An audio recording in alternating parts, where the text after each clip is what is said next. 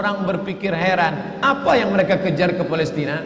Andai ada orang ingin merebut Irak, masuk akal. Merebut Irak karena banyak sumur-sumur minyak. Andai ada mau ekspansi ke Kuwait, masuk akal, karena sumur minyak di Kuwait banyak. Kenapa kembali ke Palestina? Ada apa? Tanah yang tandus, tanah yang kering kerontang. Mereka ingin membuat sebuah negara dengan keyakinan akan turun Mesias, sang juru selamat yang dijanjikan oleh Tuhan, dengan syarat orang-orang Yahudi mesti kembali ke negeri yang dijanjikan Tuhan. Yang kedua, Mesias sedang menunggu. Mesias melihat ke bawah. Kalau dia tengok di bawah masih banyak gurun pasir, dia tidak mau turun. Dia ingin melihat hijau. Kalau sudah dibentang karpet hijau, baru dia turun ke bawah. Maka yang dimaksud dengan hijau itu adalah ditanami tanaman-tanaman hijau, penghijauan yang luar biasa. Dan ketika Israel masuk ke Palestina, mereka ambil tanah itu, mereka hancurkan rumah orang Islam, mereka buat tembok panjang. Penjara terbesar dan terpanjang di dunia adalah Palestina. Mereka kurung orang Palestina. Mereka buat tembok beton yang tinggi, panjangnya 700 km lebih. Dari Pekanbaru kita lihat, Anda menuju Medan Sumatera Utara 600 km. Mereka membuat tembok tinggi 700 km. Bayangkan, umat Islam terisolir dan mereka tanami hijau-hijau. Makanya Allah berkuasa, Allah mau tunjukkan kuasa, lalu Allah buat tanaman hijau itu menyala. Dalam pokok yang hijau itu menyala beberapa bulan yang lalu. Heran orang, Allah mau menunjukkan kekuasaannya. Kalian tidak mau tolong Palestina, aku yang akan menolongnya. Tanaman yang hijau yang mereka tanam itu tiba-tiba terbakar, tidak ada yang bisa mematikannya. Jangan sampai dikatakan Palestina bukan urusan kita. Ini kan masalah politik. Indonesia ya Indonesia, Palestina ya Palestina.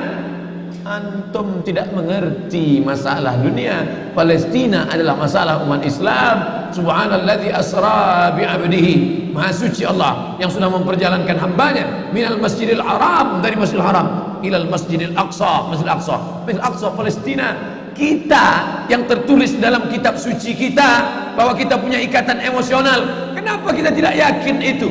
Yahudi ajarannya dibuat-buat, ajarannya mitos, tapi mereka punya keyakinan yang luar biasa. Mereka rebut negeri itu, mereka kuasai, mereka hancurkan negeri musuh. Atas dasar apa?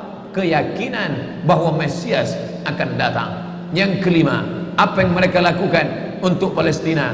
Mereka meyakini ada Temple of King Solomon, tempel kuil King Solomon, Raja Sulaiman. Datang pula orang Indonesia latah, dikatakannya Sulaiman ini kerajaannya bukan di Palestina, di Yogyakarta, Sleman.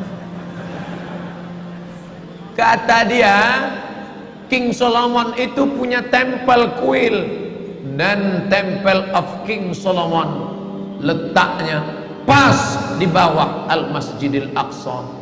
Apa maknanya? Mereka mengeruk setiap hari, bulldozer, traktor, ekskavator, terus mengeruk keliling Masjidil Aqsa. Mereka ingin meruntuhkan Masjidil Aqsa. Tulis Temple of King Solomon, enter, pilih image, tampak gambar replika. Inilah kerajaan Sulaiman yang ada di bawah Masjidil Aqsa. Akan mereka naikkan. Mereka sudah bangunkan rumah kecil replikanya, seperti orang Riau membuat rumah replika, rumah Melayu Kampar, rumah Melayu Siak, rumah Melayu Bengkalis. Di mana rumah itu? Di Purna MTQ. Anak-anak kita kalau mau tahu bagaimana rumah Melayu Kampar, bagaimana rumah Melayu Siak, bagaimana rumah Melayu Pelalawan, pergi ke sana. Sebagiannya ada, sebagian tak ada, entah kemana perginya.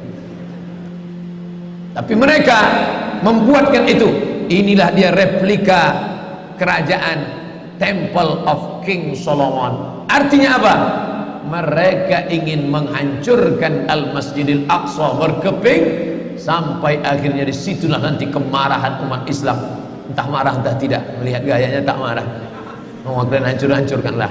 banyak lagi urusan kami sibuk dengan ini. Tapi akan ada hamba-hamba Allah, la tazulu fi ummati ta'ifatun min ummati, akan tetap ada sekelompok umatku yang memperjuangkan agamaku, kata Allah Subhanahu wa taala. Yang terakhir, yang kelima, akan turun Mesias.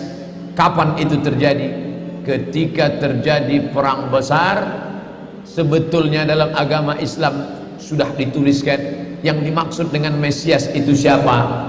Kata Imam Al-Hafiz Ibnu Hajar Al-Asqalani dalam Fathul Bari, yang dimaksud dengan yang dinanti-nanti mereka itu adalah Dajjal.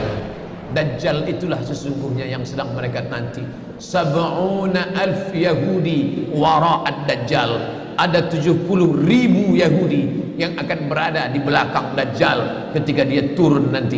Makanya tiap hari, tiap petang kita berkata, Allahumma inni a'udzubika min adzabi jahannam wa min adzabil qabri wa min fitnatil mahya wal mamat wa min syarri fitnatil masihid Dajjal. Dajjal itulah yang sedang mereka tunggu. Dajjal itulah yang sedang mereka nanti-nantikan.